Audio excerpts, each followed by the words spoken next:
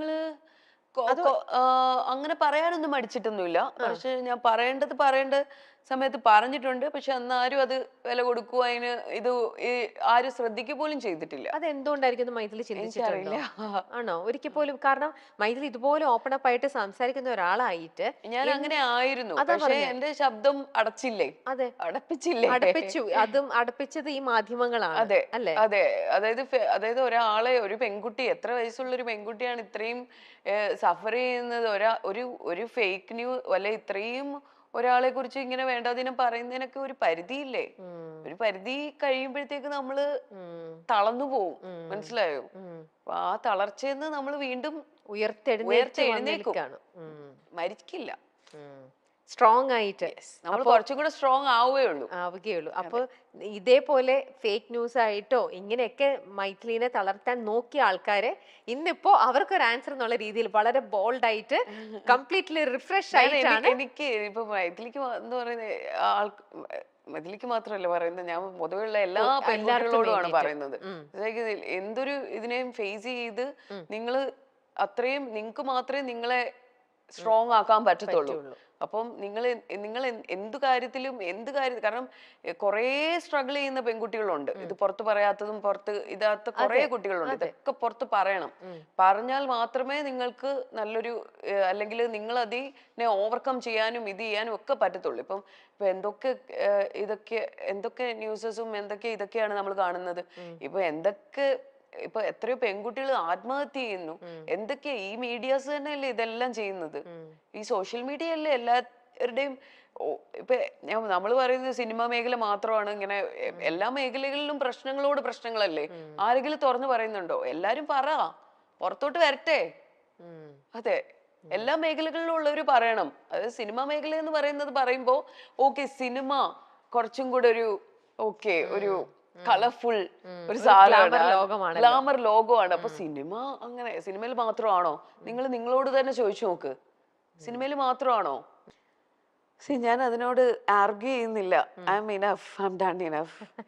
I don't want ഇനിയും അതൊന്നും more. Repeat ചെയ്യണ്ട. I'm having a good family. I'm having a beautiful son. So I don't. Okay. It's enough for me. Okay. വിവാഹ വാർത്തകൾ വളച്ചൊടിച്ചവരോട് ഇന്നും ദേഷ്യം മനസ്സിൽ കാത്തു സൂക്ഷിക്കുന്നു. Uh, വിവാഹ വാർത്ത മനസ്സിലൊന്നും ഇല്ല എൻ്റെ. പക്ഷെ എന്നാലും എനിക്ക് അതൊക്കെ ഓരോ ട്രോമാസ് ആണ്. എൻ്റെ ഓരോ കാര്യങ്ങളും നമ്മള് ഇത് ചെയ്യാൻ തുടങ്ങുന്നു, അല്ലെ നമ്മൾ എന്തെങ്കിലും ഇത് ചെയ്യാ ഈ, എന്താ പറയാ, ഇപ്പൊ നമ്മളൊരു കേസ് കൊടുക്കുന്നു, നമ്മൾ അതിനെതിരെ ഇത് ചെയ്തുകൊണ്ടിരിക്കുമ്പോൾ ഇതേ മാധ്യമങ്ങൾ ഇതേ കാര്യങ്ങൾ വെച്ച് തന്നെ അതായത് നമ്മുടെ ജീവിതത്തിനെയും കൂടെ കയറി ഇടപെടുക എന്ന് പറയുന്നത് ഇറ്റ്സ് വെരി ബാഡ്. യുനോ അപ്പോഴും അവര് നമ്മളുടെ പേഴ്സണൽ ലൈഫിനെ കുറിച്ച് ചിന്തിക്കുന്നില്ല. നമ്മള് കല്യാണം പോലും വിട്ട് കാശാക്കുന്ന ആൾക്കാരാണ് ഇവിടെ ഉള്ളത്. എങ്ങനെങ്കിലും എന്തെങ്കിലും പറഞ്ഞ് അത് നെഗറ്റിവിറ്റി സ്പ്രെഡ് ചെയ്ത് അതിലൂടെ പൈസ ഉണ്ടാക്കുക എന്നുള്ള ഒരു എയിമാണ്. നിങ്ങൾക്ക് നല്ലത് നന്നായി ജീവിച്ചൂടെ? അതെ. അല്ലേ? എന്തിനല്ലേ നല്ലത് എഴുതി നന്നായി ജീവിച്ചൂടെ? സത്യം. എന്തിനാ ഈ വളച്ചൊടിച്ച വാർത്തകളുമായിട്ട് ഒരുപാട് ആൾക്കാര് അല്ലേ? അതെ. എന്തിന്റെ ഇതാണ് വെറുതെ ഓരോന്നും ഫേക്ക് ന്യൂസും ആക്കിക്കൊണ്ട്. നേരെ ഇനി ആരെ കുറിച്ച് എന്ത് എഴുതിയാലും നേരെ കംപ്ലൈന്റ് ചെയ്യുക, നേരെ പോയാൽ മതി. ഇനി പരിപാടി അതേ ഉള്ളൂ. അല്ലാണ്ട് ബാക്കി ഒരു പരിപാടിക്ക് നിൽക്കരുത്. ഡയറക്റ്റ് കംപ്ലൈന്റ് ചെയ്യുക, പരിപാടി ഇത് ചെയ്യുക. അല്ലാണ്ട് ഇതും പറഞ്ഞ് ഇതും സ്ട്രഗിൾ. നമ്മൾ വിചാരിക്കും ഓക്കെ കുറച്ച് കഴിയട്ടെ, ഇനി ഇവര് നിർത്തൂല. ഇവര് ഒരാളെ ഇരയെ കിട്ടിയ പോലെയാണ് അവർക്ക്. അവരങ്ങോട്ട് മെഴുകുകയാണ് അതിനകത്തിട്ട്. അവരിങ്ങനെയൊക്കെ ചെയ്യുമ്പോ അവര് വിചാരിക്കുന്നില്ല എത്രത്തോളം മറ്റേ പേഴ്സണലിനെ വേദനിപ്പിക്കുന്നുണ്ട്. അവര് പോകുന്ന മെന്റൽ ആ ഒരു ട്രോമ ഇതൊന്നും ഒരിക്കലും അവര് ചിന്തിക്കുന്നതേ ഇല്ല. മെന്റലാണ്. അത്തരം വിഭാഗക്കാരെന്ന് പറയുന്നതേ ഒരു മെന്റലാണ്. അപ്പൊ ആ മെന്റൽ ഇതിനകത്തോട്ട് നമ്മൾ ചെന്ന് പെടാതിരിക്കുക. Because it makes us mental. മനസ്സിലാവുന്നുണ്ടോ? ശരിക്കും അതാണ്. അപ്പൊ അതിനകത്തോട്ട് ചെന്ന് പെടാതിരിക്കുക എന്നുള്ളതാണ് നമ്മൾ ശ്രദ്ധിക്കേണ്ടത്. അതെ. അവര് ചെയ്യുന്നതിന്റെ അവർക്ക് കിട്ടിക്കോളും. അതെ. പണ്ടൊക്കെ പിന്നെ ആയിരുന്നു. ആണല്ലേ? സിനിമയിൽ നിന്നും മാറ്റി നിർത്തലുകൾ ഉണ്ടായെന്ന് വിശ്വസിക്കുന്നുണ്ടോ? വിശ്വസിക്കുന്നുണ്ട്. ഉണ്ട്. ഉം. മാറ്റി നിർത്തലുകൾ ഉണ്ടായിട്ടുണ്ടാവാം. കാരണം അതുകൊണ്ടല്ലേ ഈ ചാൻസസ് ഒക്കെ നമുക്ക് അങ്ങോട്ടും ഇങ്ങോട്ടും ഒക്കെ മാറി പോകുന്നത്. പിന്നെ അതൊക്കെ നമുക്ക് ഒരിക്കലും ക്ലെയിം ചെയ്യാൻ പറ്റൂല. ചിലപ്പം ആ, ആ, ഞാൻ പറയുന്നില്ലേ, ഒരു സ്ക്രിപ്റ്റ് ഇപ്പൊ ഞാൻ പറഞ്ഞേ, ഒരു വിഭാഗം ആൾക്കാർക്കോ അവർ ആ പടത്തിൽ വേണ്ട, അവർ ഈ പടത്തിൽ വേണ്ട എന്ന് തീരുമാനിച്ചതാണ് അവരൊരു സർക്കിള്. പിന്നെ ഒരു വിഭാഗം ആൾക്കാരെന്ന് പറയുന്നത് ചിലപ്പം ആ സ്ക്രിപ്റ്റിൽ നമ്മൾക്ക് ഒരു ക്യാരക്ടർ ഉണ്ടാവില്ല. അത് അവരുടെ കുറ്റമോ നമ്മുടെ കുറ്റമോ അല്ല.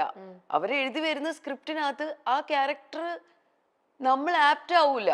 അപ്പൊ അവർക്ക് ഒരിക്കലും നമ്മളെ ഇത് ചെയ്യാൻ പറ്റൂല. അത് അവരെ കുറ്റപ്പെടുത്തിയിട്ടോ നമ്മൾ ഇത് ചെയ്തിട്ടോ കാര്യമില്ല.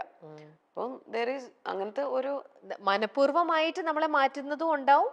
ചിലപ്പോ ഇതുപോലത്തെ സാഹചര്യങ്ങൾ കാരണം നമുക്ക് അവിടെ മാറ്റി നിർത്തുന്നു എന്നൊക്കെ പറയുന്നത് എനിക്ക് ഒരു പിടിയില്ല കേട്ടോ, എനിക്കറിയില്ല. പക്ഷെ നമ്മള് എന്തൊക്കെ ഇപ്പൊ എത്രയോ സ്ത്രീകൾക്ക് വേണ്ടി പ്രവർത്തിക്കുന്നവരും പുരുഷന്മാർക്ക് വേണ്ടി പ്രവർത്തിക്കുന്നവരും എല്ലാരും ഉണ്ട്. എന്നാ ഒരാള് വിചാരിച്ചാൽ നമുക്ക് ഏതെങ്കിലും ഒരു സ്ത്രീക്ക് ഒരു ഇത് പറ്റിക്കഴിഞ്ഞു, എന്തെങ്കിലും അല്ലെ ബുദ്ധിമുട്ട് ഉണ്ടായി, അവരെ ഒന്ന് കൈ പിടിച്ച് തിരിച്ച് കൊണ്ടുവരാം എന്നാരും ചിന്തിക്കുന്നില്ലല്ലോ. എന്നാരും ചിന്തിക്കുന്നില്ലല്ലോ. ആരും യു ഹെൽപ്പ് ഈച്ച് അതേഴ്സ്. നിങ്ങളെ തന്നെ സംരക്ഷിക്കുവോ? ഇല്ലല്ലോ. നിങ്ങൾ തമ്മില് ഇല്ല, എനിക്ക് തോന്നുന്നില്ല. അല്ലേ? What do you think? അതെ, കറക്റ്റ് ആണ്. എല്ലാരും ഇങ്ങനെ സപ്രസ് ചെയ്യാൻ എല്ലാവർക്കും ഭയങ്കര സന്തോഷാണ്. കൈ പിടിച്ച് അതെ, ഓക്കെ നാളെ നീ വാ, നീ കേറി വാ എന്ന് പറയുന്ന ആരെങ്കിലും ഉണ്ടോ? ഈ സ്ത്രീ സമൂഹത്തിലുണ്ടോ? സ്ത്രീകളിലുണ്ടോ? പുരുഷന്മാരിലുണ്ടോ? അത് നമ്മൾ ഒറ്റയ്ക്ക് വരണം. ഫേമസ് അവാർഡ് ഷോയ്ക്ക് അപ്പൊ ഞാൻ ആ സമയത്ത് പ്രഗ്നന്റ് ആണ്.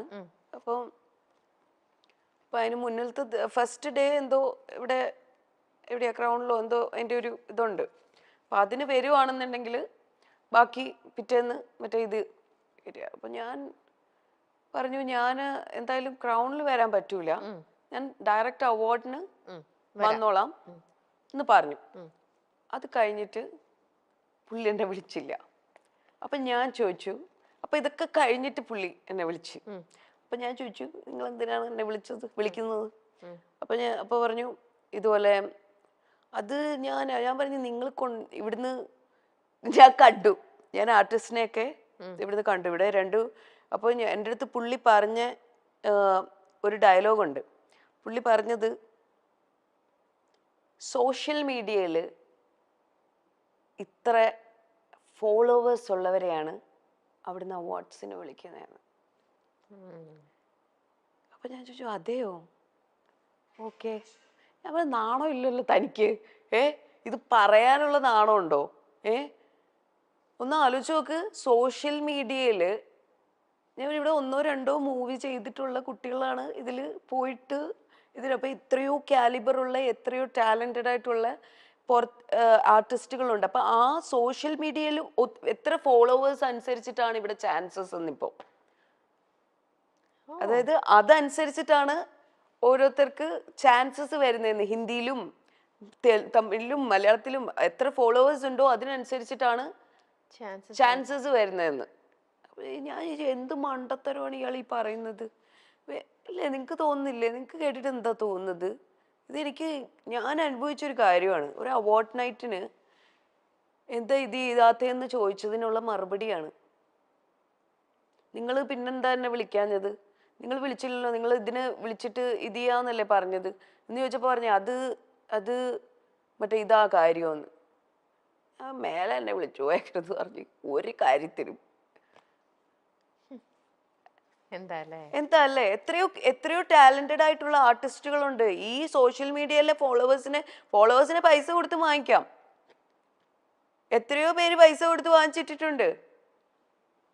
ഞാനൊന്നും പൈസ കൊടുത്തല്ല വാങ്ങിച്ചിട്ടുള്ള കേട്ടോ. എനിക്ക് ജെന്യൂൻ ആയിട്ടുള്ള കുറച്ച് ഫോളോവേഴ്സേ ഉള്ളൂ, പക്ഷെ ജെന്യൂൻ ആയിട്ടുള്ള ആൾക്കാരാണ് കേട്ടോ.